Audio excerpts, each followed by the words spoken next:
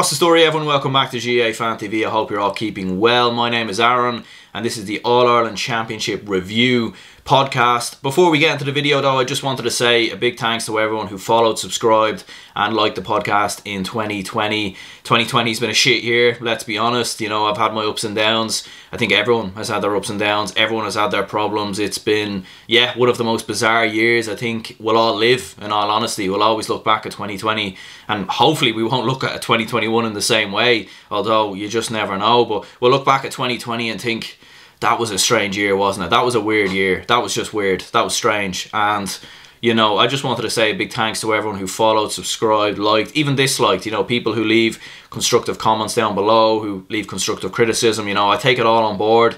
As people will probably already know, I do this by myself. I don't do this as a job. Maybe going forward, it could be. But look, listen, that's not the big objective. That's not the big aim. I do this because I enjoy it, because I love Gaelic games. I love Gaelic football, hurling. I always have as a kid. So, what I do is I read comments and I see what people say, and that's kind of where, you know, I take constructive criticism and feedback on board. So, look, listen, I'd appreciate any comments down below to let me know what you think I could do in 2021 on this channel. I do have a lot of, you know, plans myself, and, you know, I'm hoping to hopefully get a bit of a better background and stuff like that. You know, it is difficult though. That's always been the tricky part. But look, listen, that's going to be the aim for 2021. And look, listen, it is a small channel with 800 subs, you know, compared to most channels I'm sure a lot of you lads follow, and same for me as well. But you know, at the end of the day, for me, I've just enjoyed it very, very much. And I just wanted to say thanks very much for following, subscribing and all that. And look, listen, we're going into another lockdown in 2021. It's shit. It's horrible. It's definitely not what anyone wants to go through. But the only advice I could really, you know, give to people is use the time off. Use the time that you have to really maybe just go after something that, you know, you wouldn't have had time to do before. And I think with the lockdown in 2020, it gave me this opportunity to make more videos, make more content, learn how to edit, learn how to improve and get better. And I'm still, you know, I'm not there yet, obviously. I still have a long way to go. But at the end of the day, I'm starting the journey, and I feel like I've really started it in 2020. And I think the lockdown was probably because of that. You know, but at the end of the day, for you lads, I know you know, some of you probably have commitments like kids and different stuff like that. I don't have any of that, so I'm lucky. But at the same time, I do think there are opportunities there. You could read that book that you always wanted to read, start DJing, pick up a guitar, do this, do that. And whilst we're in the lockdown, we have that unique time, we have that unique opportunity to go and do that.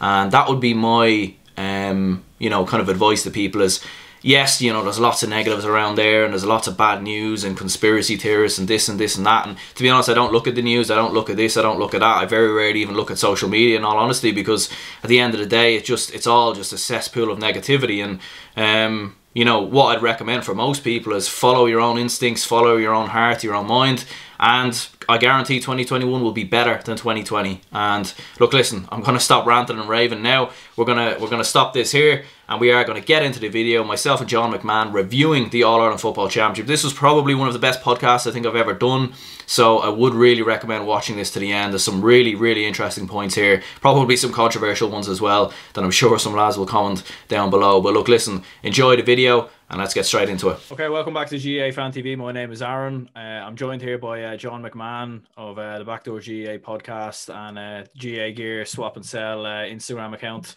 John, how's yourself anyway? How was your Christmas?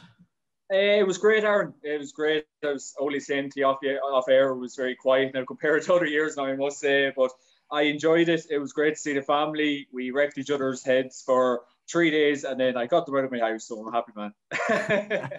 Yeah, more than most. I mean, yeah. I mean, for myself personally, I was supposed to be going down the country, but it never quite materialized like most people around the country, I suppose. But yeah, we're here anyway to obviously recap the championship and just you know, go over a lot of the different talking points and a lot of the different you know, big moments that happened really, and I suppose touch maybe a little bit on 2021 as well, because it's, you know, it's literally only 2 months away, which is kind of crazy really. I suppose first of all, like for yourself, like, I mean, there was lots of talk coming into the championship about, you know, what kind of championship was it going to be, because, you know, it was the first championship in winter, and then There's penalties added in there, water breaks, like a very unique championship. And like, I suppose in the end, like, what did you make of it all?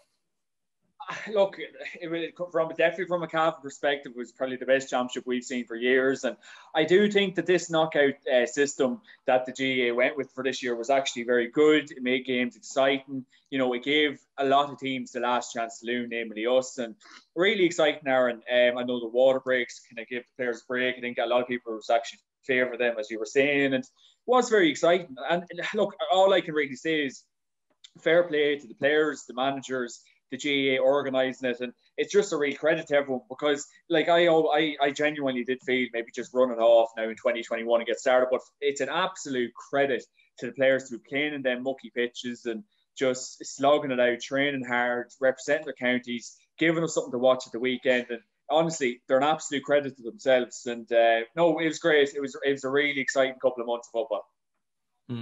Yeah, no, I definitely have my doubts as well, like, because it all seemed very congested together. Like, my big worry was, what if, because it's in winter, it's in December, like, what if the snow blocks off 3 weeks and then you're running 2020 finals into 2021, a bit like what with the minor situation we're seeing now, where you're going to have two minor champions in the space of 4 or 5 months in the same year.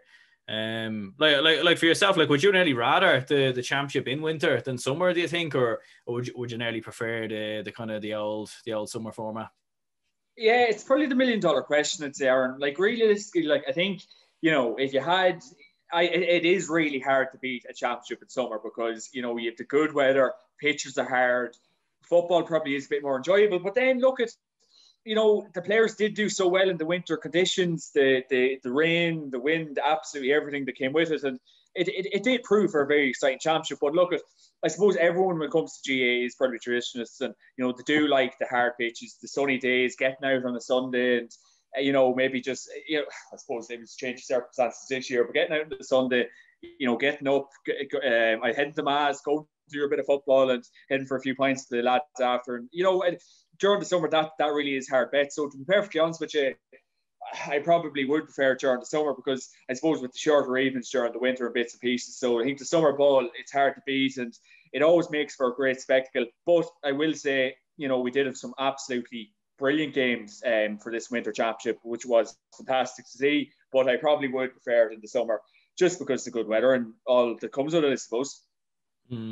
Yeah, I'd probably agree with you as well. It's almost like having the World Cup in winter in many ways. Like it's good for a once-off kind of occasion. It's unique, it's different, and given the world circumstances, fair enough. But yeah, I do think that in the long term, definitely the final or the championship should be in summer anyway. I'm not sure about having it in July. I feel like that's very, very soon. But yeah, at the end of August or start of September, especially during autumn, like it was always a good way to bring in the summer, I felt. Like, I suppose, like, looking at the 2020 championship in general, like when you compare it to a lot of the other kind of great championship seasons, I know for myself, like 2010 always rings out as a mad season, and 2013 and 2011. But where does this championship, do you think, rank compared to some of the other great kind of championship seasons you've seen? Yeah, like, look, you have to be realistic. Like, looking back at a couple of championships, okay, Dublin have dominated, but I think for pure and utter excitement, I think this championship was unbelievable because obviously, I'm probably being fairly obvious here, but it was great for Cavan to even get the monkey off the back. It was great for Tipperary to win the Munster Championship. Like, as well, who would have thought Mark Keane coming back from Australia scoring a last minute winner against Kerry? So it's so hard to know, would we have had that maybe if the championship had been run off in the summer, because like I think maybe the lack of crowds suits certain teams. Supporters not being let into stadiums was that a benefit to teams and stuff. So I think the 2020 championship will be remembered for some time compared to other years. And like, you have to be, I keep saying realistic, but realistic, the last couple of years, Dublin have dominated things, and there wasn't many upsets. Your Donegals, your Tyrones are winning Ulster championships, your Kerry was winning Munster. We didn't have this year, so I think, to be honest with you, Aaron, I think this was probably the most special championship we've had in the last. It's definitely up for debate, but you're probably talking, as you maybe touched on there, 10 years. Yeah, no, I'd agree as well. Like, even all the little kind of little bits and bobs that happen along the way, like the Sweeney point, the Mark Dean or the Mark Keane goal. Yeah, there was nothing really that jumps out when I think back to 2019 or 2018. Like No. really, that jumps out like that. I think, and maybe that's just bad memory. But like in general, I think the 2020 championship has been a very special one in many ways. I suppose just recapping like some of the big moments and some of those moments we were discussing. Like obviously for yourself, I suppose there's no better place to start really than Cavan winning the Ulster title. I mean, I know we kind of spoke about it a few weeks ago, but like in general, like has it sunk in a bit more now? Like, you know, like, and is it still, I don't know, do people even still talk about it in Cavan that are big, you know, Gaelic football and GA fans? Yeah, look, it is probably the topic of conversation, unfortunately, with this COVID crack still. But I think, and it's really standing testament to me now still, and I did mention it in a couple of podcasts I've done, like this, it's just absolutely brilliant to see people wearing the Cavan gear again, the Cavan jerseys, and not your Mayos, your Kerrys, your Dublin. I'm wearing just the actual Cavan gear, and that's a great thing to see because the interest does actually seem to be back within Cavan because I keep saying it, like we've had a lot of years of heartbreak up here and disappointment and not getting there and nearly getting there, and it is great, and it definitely has given the county a lift, and even for the younger generation, like it gives them a great lead pad as well to see all these county lads and representing Cavan and doing so well in the Ulster Championship, winning it, and it has gave the county a great lift from many facets and even great business for the town and bits and pieces. So it has gave us a great lift. And I think, Cavan having that run during the COVID and it was such a worrying time for everyone. And just to have something every weekend for the last couple of weekends to watch and just look forward to during the week, something to talk about, something to focus on. And I know for myself personally, it was great for my mental health, I'll be perfectly honest. And it was brilliant. And, hopefully next year, fingers crossed, we can go on a similar run, Aaron. Mm.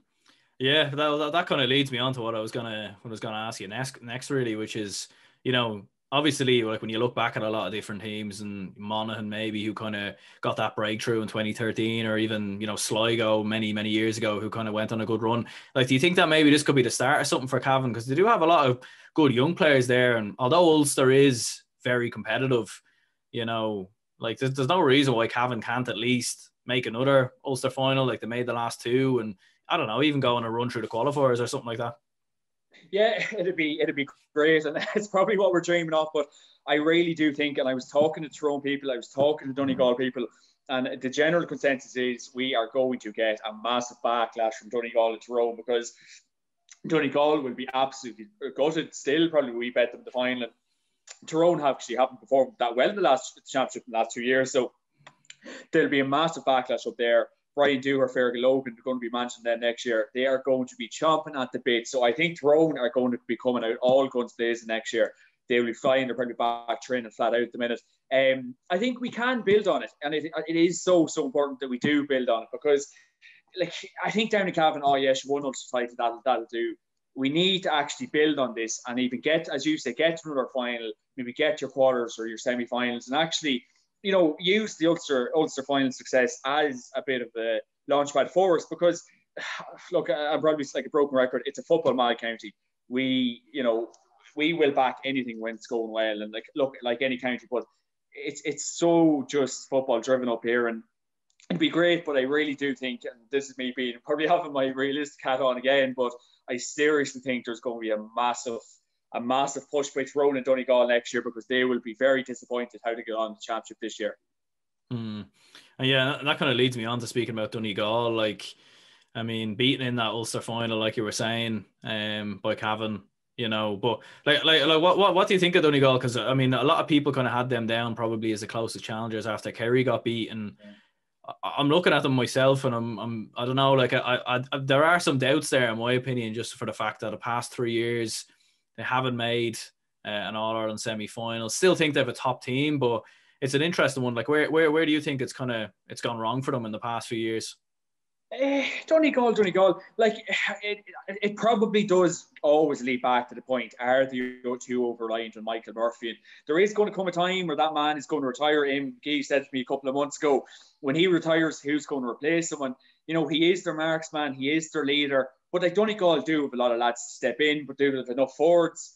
They do actually have a big replacement for Murphy because he's been such a strong voice in that team. But look, Donegal always produced brilliant footballers. You're looking at the McHughes, you're looking at the Langans of this world, the bits and pieces. But where it went wrong for Donegal, I'm not totally sure. Like, look, I kind of keep saying it. Look, if that game was in Clones that time, I think maybe they might have got over the line against it because like they are seriously impressive. Always in Clones, I think Armagh suited Cavan down to the ground, but it's so hard to really pinpoint with Donegal.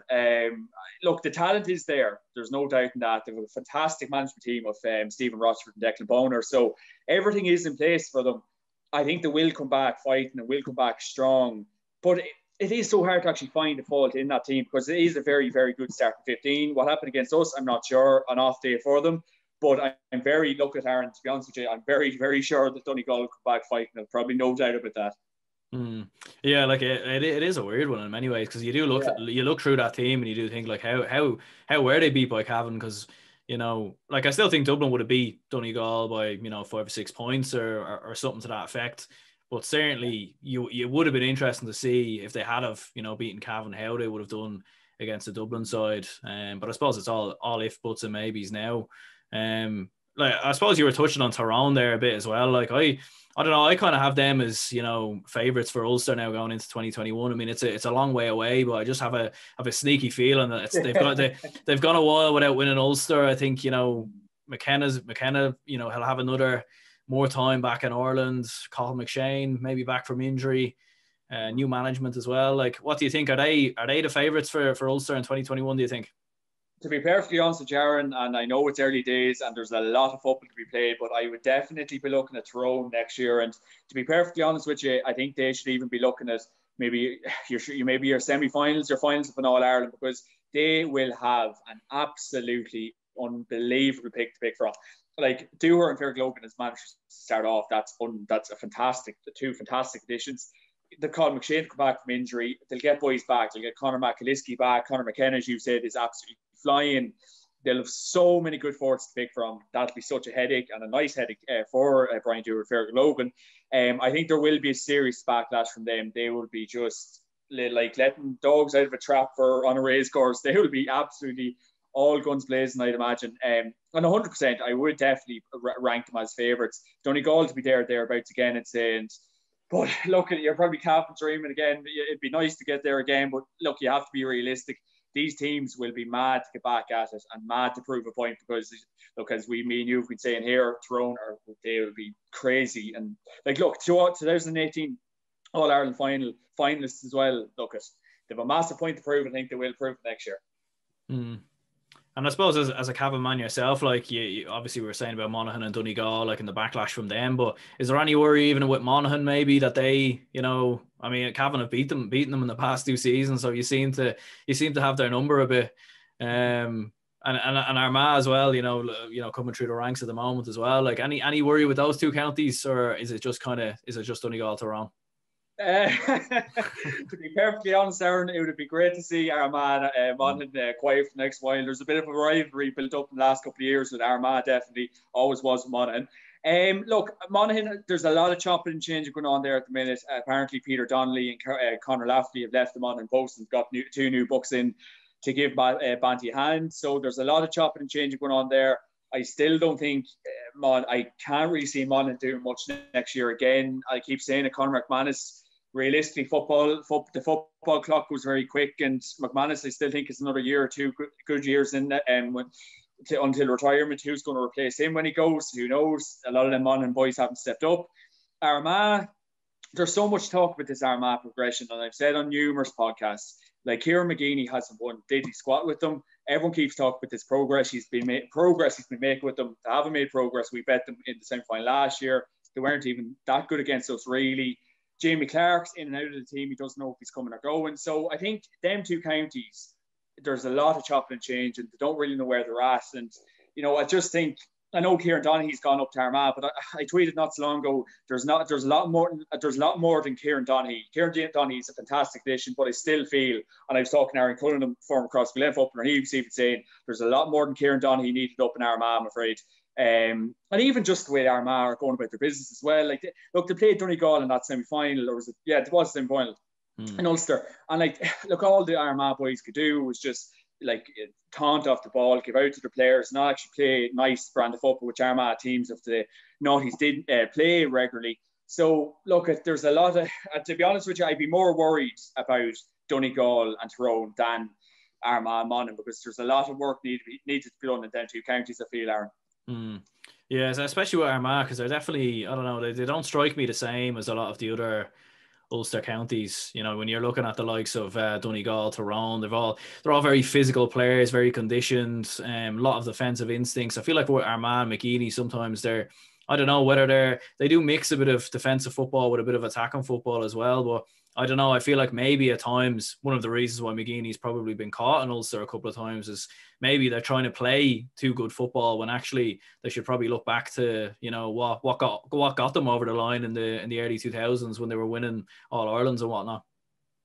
Oh, 100%. And like Armagh are probably playing not a great brand of football. Like, and I was talking to an Armagh fella there not so long ago, and like I think Jamie Clark was even like kind of giving out about the style of football that they're playing. Look, we all know Jamie Clark. We know what he is like as a footballer, and for him to be playing that kind of style is definitely not suiting his way of going on. Like, he is an outrageous footballer. If you're just playing right brand of football, getting the right ball into him, Armagh's not doing that. So that's what I mean. Like, it is going to take a lot more than Kieran Donaghy to fix their problems. Like, it's like anything else. You can't just get a player saying, "Oh yeah, fix our problems, sort us out, let us win Ulster titles, All Ireland's, all this kind of crack." I think there's a lot more needed in Armagh. Is Kieran McGeeney the answer? Are they afraid to sack him? Like he's not won anything with them. He hasn't really. Okay, fair enough, he's got rolled. They probably might get relegated again. You know, it's a lot more than Kieran Donaghy that they'll need. And I think maybe he is a god up there, Kieran McGeeney. Fair enough, he's done a lot for them.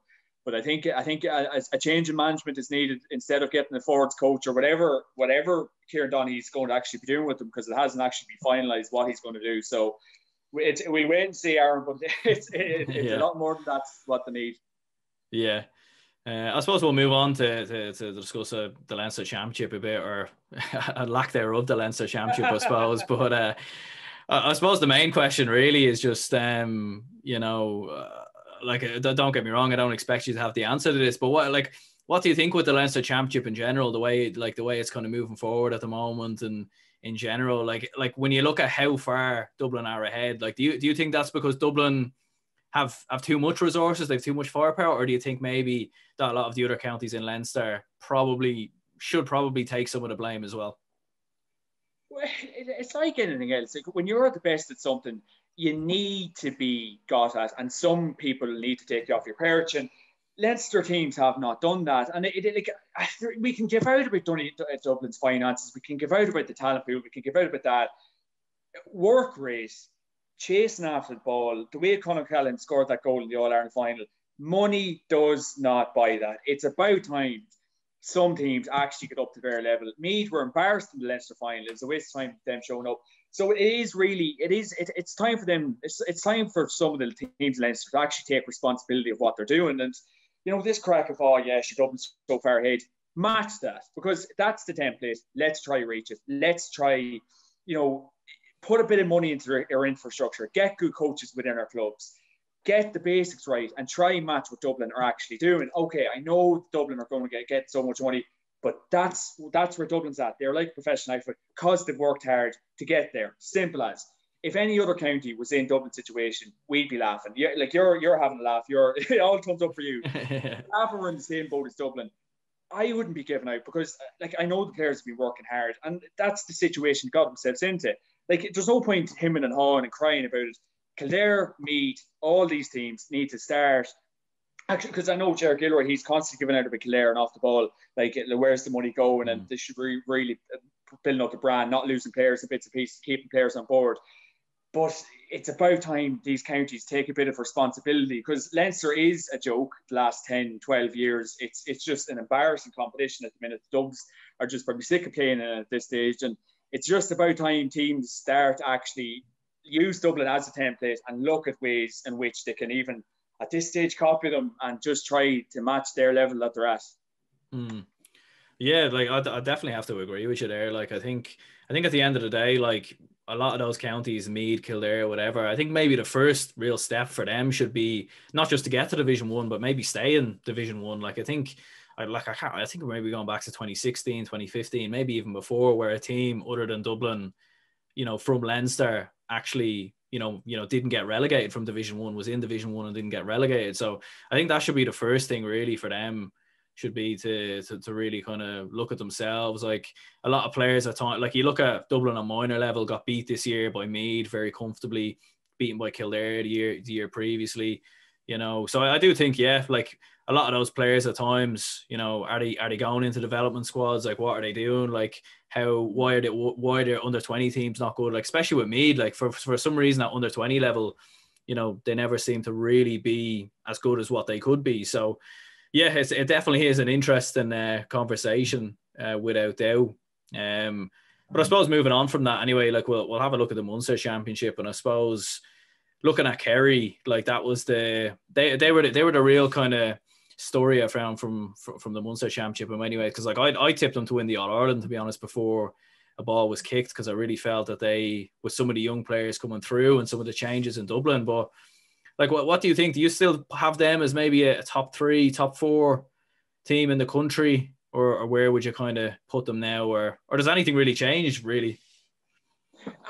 Look, it's so hard to know, Aaron, like where this Kerry team is at. Like, they have a lot of regrouping to do, a lot of, maybe is Peter Keane the right man to bring them forward? And I think there was words about him maybe, getting the door. But I don't think, look, Kerry are still a remarkable footballing county, and they will always come back fighting, just like your Thrones and Donegals of this world. But look, that was a massive, massive shock in the Munster Championship this year. Who would have thought it? But then again, Kerry were still very bad. Did no game plan. Clifford was out on his feet. He kicked wides like that he didn't usually kick. So look, Kerry will go back to the drawing board, and it's a footballing mad county up there. But look, to be honest with you, it was absolutely fantastic to see Tipperary actually win the Munster Championship this year, and it caused a bit of an upset. And see Mark Keane come over for Australia and score the winner against Kerry, fairy tale stuff. But Kerry, look, 2019, they got the chance against Dublin, didn't take it. Paul Geaney missed the penalty, bits and pieces like that.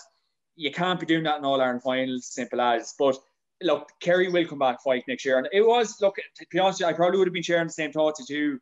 You probably would have been back into the All-Ireland this year to get knocked out against Cork, who would have thought it, of course. And probably surprised a lot of people by that early exit. But I don't know. I think there's a lot of work probably needs to be done up in Kerry. Will a couple of former players maybe come into the firing line? Who knows? It's just very interesting that Kieran Donaghy heads down to Armagh, and I don't know, Peter Keane doesn't, knock on Kieran Donaghy's door, which is quite interesting as well. But look, David Clifford, in fairness, he's still a young fella. There's a lot of pressure on him. He's the captain, so he's obviously feeling a lot of pressure. Maybe he underperformed because of all the pressure. A lot of questions up in the kingdom, but look, they'll regroup, they'll come back. They always are very quiet way to go with their business. So there'll be another bite, there'll be another twist from Kerry next year. I'd be very sure of it. Yeah, I'd have to imagine they'll be up thereabouts anyway. Like, especially with players like Clifford and even Tony Brosnan, who came into the side as well. Probably didn't see enough of him in the championship. Well, I suppose because Kerry only played one game, but like obviously Cork, who beat them. I suppose for Cork, like they done the hard part. They beat the kind of traditional best team in that province, and then lost to a side that hadn't won a provincial title in 80 odd years. So is it fair to say Cork probably, although they have a couple of young talents coming through, that they're probably just not at the top table just yet, like I'd imagine? No, like I never really haven't read into the Cork hype, and I know, okay, getting that win against Kerry looked like probably a fluke really in the end, but I just don't think, I think Cork have always started to deceive, and I don't think that, since 2010 they haven't really been at the top table, and that's a crazy stat for the population of Cork, the quality of players that they've had. Again, a lot of retirements up in Cork. Why is Colin O'Neill pack the bags so early? Why did Daniel Goulding pack the bag so early? Why did Paul Kerrigan pack the bag so recently? There's obviously big problems up in Cork. There's always problems with the county board up there, and they should be doing a lot better than they have been doing, 100% without a doubt. But why are these players, top quality players? Okay, fair enough, it's Haddad and Cavan, but why are these players up in Cork leaving so early? What's going on up there? Is it the lack of success? Is it? I know there's been a lot of managers up above. What's going on up in Cork? Because there should be a lot more success up there. The population is outrageous. Since 2010, they haven't really been at the top table. Haven't really been competing in Munster. Kerry have been completely dominant. What's going on, do you think, Aaron? I'm not sure. Yeah, it's a difficult one, and even in hurling as well, they've fallen off the boil massively there as well. So it's kind of, it's all across the board. And I know obviously, like, a lot of people on Twitter sometimes love to share the document where it shows Dublin getting 16 million in funding, but underneath them is actually Cork. I think Cork are number 2. And although, like, there's, a huge difference between what Dublin are getting and what Cork are getting, but you'd look at what Cork are getting and you see what Mayo are getting, you see what Cavan are getting, Kerry, and look, listen, it's not all down to that. I think we were speaking about that earlier, but at the same time, you do wonder, like, where is those resources and funding going? Like, I think it was 2 years ago when they released, like, I think it was like Project 2024 or something like that about Cork football, and then I think this year they sent out another one. Like, so I think every year they seem to have this new, like, up and coming project, and this is what we're going to do, and it's going to be this and it's going to be that. And it's hard to really know. Like, I do think they are moving in the right direction. I think they do have a lot of very good young players. They were successful. I think they won the under-20 championship last year, minor championship as well. So there is players there. There definitely is players there coming through. It just seems to be like everything else kind of behind the scenes. And I think with most county boards and most teams in sport and probably all organizations, like, I always find that the structure needs to be right at the very top. It's like it will trickle down if it's not. And I think that could be a worry maybe for Cork kind of moving forward, I reckon. Yeah, 100%. And as you saying, like, if the people at the top aren't right, if the manager's not right and all that kind of stuff. But I've said it before, why are them boys packing the bag so early? Is it because Kerry are so dominant in Munster? Are Cork All-Ireland contenders? All these kind of questions come in. And, when you see them boys packing the bag so early, it definitely draws up a few questions. And is it maybe the commitment level that Cork GA brings? Is it the GA in general? It's so hard to know. But then again, look, we can't take it away from Tipperary. Like, Tipperary are absolutely full credit for their Munster win. They're absolutely fantastic. Even Colin Reardon coming back from Australia and bits and pieces, like, that was incredible stuff. Even to see the smile on his face coming all the way back, and it was a fantastic championship. But even look, Cork. No, I can't. I don't even that we run the had in the championship. I don't even think I could really buy into them for next year, really, because I think Kerry will just come back stronger, I think. And no, I can't. I'd say Kerry will be looking at Munster. And Kerry, look, I know we said about Donegal having a bit of a backlash and Tyrone coming backlash, but Kerry will be they'll be mad to make a massive impact for next year. And look, Kerry probably will be looking at Munster next year handy and looking at up maybe an All-Ireland title as well. But no, I think Cork, I wouldn't really, and even touching on the money debate as well, the amount of money Cork are getting, who's getting it, Aaron? Like, where is it exactly, going? What is actually going on? Look, if I was a Cork supporter and, I don't know, follower, I'd be asking a lot of questions. I know county boards are under enough pressure as it is, but where's the success? Why is the players leaving? Why is there been so many managers chopping and changing? Why haven't we won a couple of Munster titles? There's a lot of questions that needed to be asked Cork GA at the minute. Yeah, and I suppose the only people who can really answer, I suppose, are the people obviously involved. And look, listen, I don't know, maybe an ex-Cork player at some point might be able to provide a bit more insight at some point as to what's going on. But I suppose, yeah, like you were touching on Tipperary there, like, you definitely can't take anything away from them and like what they've achieved this year. Like, even looking back at their journey to the final, like, obviously they beat Clare in the quarterfinals, but even in that game versus Limerick, probably not even at their best. I actually think, I remember watching the game and I actually think Limerick should have beat them, but you had that Sweeney point just by the sideline, in injury time to force the game to go to extra time. Like I'd say that has to be really the one of the moments of the championship, and definitely probably the score of the championship, I'd imagine. 100%. Look, a freak score, absolute skill. Fair play to Conor Sweeney. He led the charge for Tipperary all year. He's a fantastic captain. He's been around the block for so long, and just an outrageous score. And that's what I mean. It probably was the best championship we've had in about 10 years for pure quality, for pure excitement. The knockout championship was fantastic, and it's great to see an underdog like Tip doing so well, like ourselves. And no, that Conor Sweeney's point was absolutely special. Probably one of the moments of the championship, and even like you see, it's amazing too, because that was a fantastic moment, and then Tipperary so many fantastic moments leading up to the Munster Championship, like us here in Cavan. So, it was the year of the underdog, and look, fair play to Tipperary. Will they be back next year? Munster Championship is always so hard to know. Tipperary would be mad to build on this for next year as well. So it will be an interesting year ahead. Look, Cork, Tipperary, look, Munster contenders, but I think it's time for us to start getting All Ireland contenders as well, Aaron, because like this crack of, okay, yes, the provinces are massive for some counties, namely us and other counties, but I think for the GEA to start being a more enjoyable product, I think it's time for us to start talking about your All Ireland contenders and just teams that will actually pose a threat to this absolutely dominant Dublin team. And I don't think Cork and Tipperary are near there yet, and Cork badly need to get their house in order if they're going to get anywhere. Without doubt, yeah, 100%. And certainly for Tipperary, I suppose, it will be, because they've achieved so much in 2020, like you'd imagine there might be a bit of a hangover in 2021, and I reckon even maybe going through the qualifiers might be the best bet for them maybe in 2021.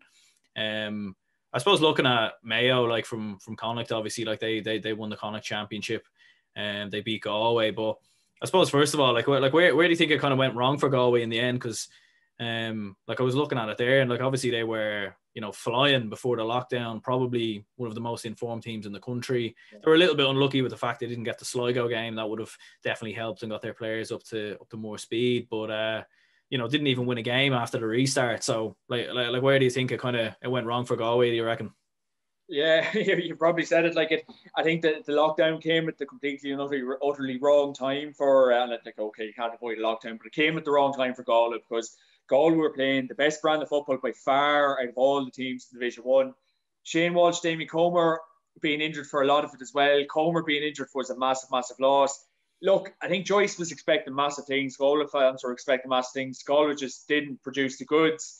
It's just, momentum is an absolutely huge thing in sport, and Galway had it up until the lockdown, and after it just went down like a lead balloon. They poor finished the league, poor in the championship, and yeah, Galway's a mad footballing county too. So they'll be mad to come back next year, and I think Pádraig Joyce no better man to get the troops rallied again. And but I think though, like Galway, like they did play such a nice brand of football and all that kind of crack, but I think again it might come down to the whole thing of being overly reliant on Comer and Shane Walsh, and if them boys are missing, where's Plan B? So I think if they can even and I actually said it there last week, if they can inherit a few players from the under-20 success against the Dubs there last weekend, that'll be crucial. It's absolutely imperative that Galway actually get players from that, follow up on that success, and Pádraig Joyce can bring a few of them boys in and actually contend for your Connacht titles, your All-Ireland titles, and then boys come back hopefully into the senior setup, and even get for them under-20 boys to be playing with the likes of Comer and Walsh will bring them on so much, because Shane Walsh on his day is probably one of the most exciting players to watch in this country, Aaron. Yeah, without doubt. And even in that performance against Mayo, he was top class. Like you could tell in the first kind of 10 to 15 minutes, he was still maybe kind of didn't have the match sharpness as such. He played one or two dodgy passes, but as the game went on, like he really came alive. And yeah, to follow up what you said with Galway's under-20 success, like Tom O'Callaghan, I don't know what age he is, so he might have another year in the under-20s, or he might even get called up to the senior team now. But yeah, he's a player even that you'd look at and think he could really be an addition. Like, because all the kind of hype going into that final was Kieran Archer and Dublin this, Dublin that, but in the end, he was the one who really stole the headlines. So, like for Galway, definitely a lot of improvement to do, but you'd have to say in the next kind of couple of years, like if they can bring through those players, and depending on what Corofin do, if they continue their success and bring more players through, like they might not win in All Ireland. Like it's going to be very, very tough, but they'd surely have to be thereabouts, you'd imagine. Definitely, and look, it's, I keep saying it though, it is very, very important that inherit a few players from that success, and underage success at the best of times does count for nothing if you can't bring them players on to senior level and the senior grade. And push on and win all Ireland senior titles and your Connacht titles and bits and pieces. So it's so important that Joyster actually does get a couple of players in and, challenge the Mews this world, challenge the Dublins and make the football a better spectacle, because like Galway have always been known to play a lovely, lovely brand of football, did up until the lockdown. So it'd be absolutely brilliant to actually see Galway maybe step up next year. And because God, when they were playing, like everyone was enjoying them, watching them week out, every Sunday before the lockdown. Like it was like, oh, Galway's playing today, yes, because nice brand of exciting football. And it'd be just very interesting to see, does Joyce bring many of the lads in? I'm presuming Comer and Walter all going to stay for next year. And even a shout out is it Paul Connery as well? He was fantastic for Galway this year too. So look, they have a lot to build on. And comparing to other counties we were talking about there, Galway aren't actually in a bad place. If they can get them boys back fit and a couple of under 20 players in, they'll be thereabouts again next year, I'd imagine. Mm. And speaking of the team that obviously beat them in the Connacht final and went all the way to the All-Ireland final, a great year for Mayo, like getting to the final, but in the end, like they couldn't reach the Holy Grail. Unfortunately, another final beaten. I mean, it's hard to really know if they are in the top 3 or 4 in the country. Like I feel like they'd have Donegal's number. I feel like, if they play Galway again, I mean, they beat Galway twice, so that's fair enough. Kerry, what do you reckon? Do you reckon they are, top 3, top 4 in the country, or, and do you think they're moving in the right direction towards an All-Ireland in the next couple of years, do you reckon? Oh, God, I don't know. Mayo. I tell you, if I was a Mayo supporter, I'd be crying myself to sleep every night. Look, no, this Mayo crack of feeling sorry for them, and I said this in the podcast last week, this crack of feeling sorry for them. Oh God, they're so close and so nearby and all this kind of stuff. Step up in an All-Ireland final. These lads have been there. Cillian O'Connor has been there. He stepped up. Aidan O'Shea didn't step up. Like it's just heartbreak after heartbreak. And how many fines do you want to get that you can come up with? So like I know Dublin are absolutely unbelievable, but surely by now they would have had to come up with a plan to even try to get over the line against us, and they weren't really near you at all. Maybe in the first half, second half they weren't near you one bit. You brought on Paul Mannion, Brian Howard, done the job for you. So you're probably right. The top teams probably would be beating Mayo. Like I think if Tyrone can get the troops rallied for next year, they'd probably have Mayo's number. You have Mayo's number numerous occasions. Kerry probably have Mayo's number. Like they just keep building you up to let you down. They're probably Mayo. A lot of Mayo fans' hearts broken, and like I don't know what is really going on up there. Like it's just what can they do really? Like Cillian O'Connor, the man looks like he's 30 plus. He's just been carrying that team for so long at this stage. I feel Aidan O'Shea, I don't know if you agree with this, but I think Aidan O'Shea is probably one of the most overrated footballers in the country. He didn't do it against Hughes. He made more errors against Hughes. I don't think he really has a designated position at this minute in time for Mayo as well. So it's just heartbreak after heartbreak. I don't think they can learn from their mistakes. The young lads didn't step up. There's so much promise to them. They didn't step up again. And I referred to it as well. Dublin have had so many youngsters over the years and have stepped up. Why couldn't the Mayo lads step up? It's just Mayo. No, your heart would be broken with them. If I was a Mayo fan, I'd be losing. I wouldn't be happy, man. Yeah, no, they're always a team that kind of builds you up to let you down. And what you were saying about Aidan O'Shea, like I'd probably disagree with that. In all honesty, I think you're being a little harsh. I'd say that I think he, like fair enough. Yeah, like when you look through his stats, he's never scored from play in an All-Ireland final, which is kind of extraordinary. I do think he does add a different dimension to the team, just in terms of you have to get a lot of big men around him. He does create a lot of space. And I think he does cause a lot of teams problems. And I don't think he's as good now as maybe, I think it was a 2015. I remember in that game versus Sligo where he just ripped them to shreds. And I think back then, 2012, 2013, that was really for me when he was at his absolute best. I feel like now, like this year, maybe last year and kind of some of the years previous, he should, in my opinion, I think he probably should be one of the, top players on the pitch on an All-Ireland final day, or he should be one of the players that could, like if he produced maybe on an All-Ireland final day, maybe that's the difference. Maybe they do win an All-Ireland then. That's I'm not even look, Aaron. It's not me even being critical. Like, and Aidan O'Shea has been a fantastic ambassador for Mayo football over the years and has led the charge for them. But what defines good players, in my book, is performing in All Ireland finals and getting your team over the line. And unfortunately, Aidan O'Shea hasn't managed to do that. I think fair enough, he's won Connacht title for them, but that's against poor Mayo or poor Galway teams over the years, poor Sligo teams over the years. He just never done it against yourselves. You could probably throw Kerry into that bracket to a certain extent. So that's, in my book, what defines good players. Maybe he's not. He's a bit. He's a fairly good player, but he's just not. I don't think he's your Brian Howard of this world. He's not your. He's not. I know he's been a go-to man, but he just hasn't got the job done on a big day for Mayo. And I think that's what defines good players. He just hasn't done it for them. Killian O'Connor, I think he would be defined as a Mayo great because he has done it for you, but. Again, another man that probably didn't get enough ball in All Ireland final as well, O'Connor. And when you look back on it, it'd be hard viewing for that second half because Jesus, Mayo, they're just very poor, Yeah, I think it's their bench as well. Like they brought like Darren Cohn, who came on, just didn't. He didn't really offer any. I don't even think he scored. All his shots were dropping in short.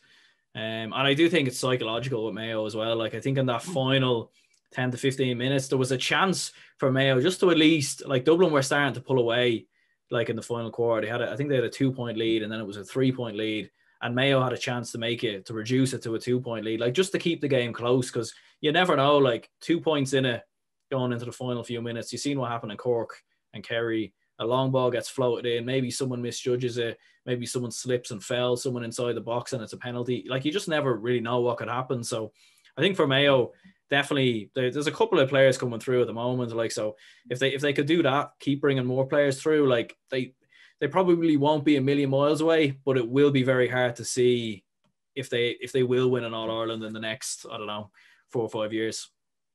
Yeah, like it's the $1 million question at the minute, but I still think Dublin have realistically every other team's measure these days. And I know we keep saying we need to get up to Dublin's level, but they have all the answers to every question that every county has posed to them. Like they've never played Cavan before. We asked a few questions of them. They answered every single question. They've answered Kerry's questions, Mayo's questions. So, what at the best time sometimes what do you do? And look at Mayo. I know Mayo have been thereabouts every single year, but just it probably is psychological at the minute. Is it just not being able to perform on the big day? Is it just always heartbreak for them? And even I don't know. Look, I suppose Mayo have a really strong starting 15, but I think when you're looking at the bench, the quality's not really there. Like I think they brought on some Cohen. It was Darren Cohen. He's forward. He came on in the second half. Just wasn't good enough. He get quiet, dropped a few ball shorts. A lot of lack of inexperience. I think that wing back number 7 carried a lot of. I think you might have been saying it yourself. Carried a lot of ball into the Dublin third half. Like, and you just don't do that. You don't run the ball into Dublin of all teams. Christ bless and save us. Done it like a lack of inexperience, and just for an All Ireland final day, I think they're very badly set up for the second half. They're like for James Horan to set them up like that, and ran out of ideas a lot as well. And I know James Curran, did he smell blood coming back for the second time? Didn't get over the line. So, to be honest, it's $1 million question what's going on up in Mayo. And I know that Kieran McDonald in the backroom team as well. Did you do a lot of work with the forwards? Great addition to have too. But I don't know. Is it a Jim McGuinness they need up there, Aaron? I'm not overly sure. Yeah, maybe. I mean, it'd be it'd be interesting if McGuinness went there because he's that's not normally how Mayo play. Like I've never really seen them play like a blanket defense or get men behind the ball. But if he went in there, yeah, he probably like Jim McGuinness probably would win an All Ireland with Mayo because like Donegal weren't even like at the they were kind of in the doldrums really before he took over there, and you look at what he done there. So. Yeah, but I'm sure, his good mate, Padraig Joyce, would be ringing him and saying, you don't want to be going down there to Mayo, like there's something across the border there, So I don't know, like that might hold him off. But yeah, look with Mayo, like it is weird, like as like apart, like I do agree with you when you were saying like like everyone shouldn't feel bad for Mayo because. There is that kind of sometimes that little like celebrate, and I think Joe Brolly's touched on it sometimes. Although I don't agree with everything Joe Brolly said about Mayo, I do think he's made one good point in that he said about like the celebration of mediocrity and the fact that, you know, there's always so much praise at Mayo and this and that. But at the same time, you can't help but feel sorry for them a little bit because of how close they've come. And I do think they have had probably one of the best teams in the past 10 years. It's just unfortunate that there's been one team that's always been better. They've dominated 100%. And like, look, let's weigh up the pros and cons here. Like, look, Dublin brought on Paul Mannion and Brian Howard. And look, when you have that at your disposal for an All-Ireland final, them two boys would moonwalk on to any county team in Ireland. Like, they unbelievable players. Brian Howard, and they kicked unbelievable scores. So look, that probably was a difference in the final as well. Don't get me wrong, bringing on that kind of talent. But Mayo just, Killian O'Connor again, probably too over-reliant on him as well. And there's not much really else there. Like, I know Jeremy O'Connor's workhorse. He's here, there, and everywhere. Is Lee Keegan even feeling the pinch a bit? Is he kind of thinking, are we ever going to win one? Is he starting to lose hope himself? So it's so hard to know. Like, again, Mayo do have a very good template, but I just don't think like this. It's a curse. It's okay. It probably nonsense of a curse. It's something psychological. I just think it can. I was talking to Conor Mortimer a few months ago as well. You can't change human. You can't like coach human error. Like, Mayo made a lot of mistakes in the final once again. Made mistakes in the finals on numerous occasions as well. So they have been there. They've got the chance. They haven't took it. Probably the masters of their own downfall a lot of the years. And okay, yes, this is probably the best Dublin team, the best team we've ever seen play football. But they're there to be best. Was it this year potentially? Mayo had a chance for the 1,000th time. They didn't take it, unfortunately. Yeah, well, I suppose, look, listen, we've had a great discussion there about everything from the championship anyway. So, yeah, John, like, I appreciate you jumping on. And look, listen, I'll link Backdoor GA down below, your GA gear swap and sell. I'll link everything down below. You know, I'll recommend if they want to go and check that out, feel free. So, yeah, cheers, John, for coming on. Aaron, top man. Happy New Year. No bother, man. You too.